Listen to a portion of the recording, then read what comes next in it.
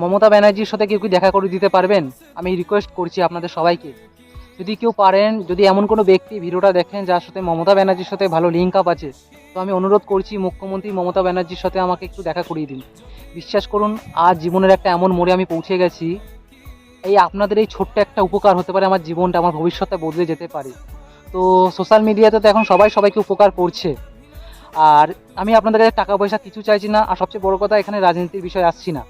আপনিও রাজনীতি পছন্দ করেন না, আমিও রাজনীতি পছন্দ করি না, সবাই সবাই নিজস্ব ব্যক্তিগত একটা জায়গায় কাউকে না কাউকে একটা বসিয়ে রেখেছে।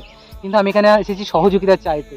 তাই বলছি, যদি এমন কোনো মানুষ এই ভিডিওটা দেখেন, যার হয়তো মমতা ব্যানার্জিকে খুবই ভালো লাগে, বা হয়তো বুঝবেন বুঝবেন ব্যাপারটা বুঝবেন যে হ্যাঁ, এই ছেলেটা যে বিপদটা আছে সেটা একমাত্র হয়তো মমতা ব্যানার্জিই পারবে উদ্ধার করতে তাকে। আর ছেলেটা যেহেতু ভবিষ্যতের কথা বলেছে, তো নিজের ভাই হিসেবে ছেলেটাকে একটা যদি উপকার করে দিই, হতেও তো পারে আমার ঘরের ছেলেটারও যদি একটা উপকার হয়ে যায়।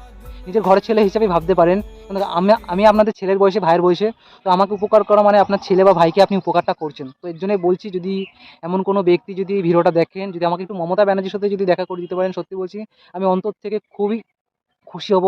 তো এটাই বলবো, যদি ভিডিওটা প্রচুর পরিমাণে একটু শেয়ার করতে পারেন, একটু যদি কমেন্ট করতে পারেন, যদি মুখ্যমন্ত্রীর চোখে যদি ভিডিওটা যায়, তাহলে আমি বিশ্বাস করি তিনি হয়তো সত্যি আসবে আমার পাশে।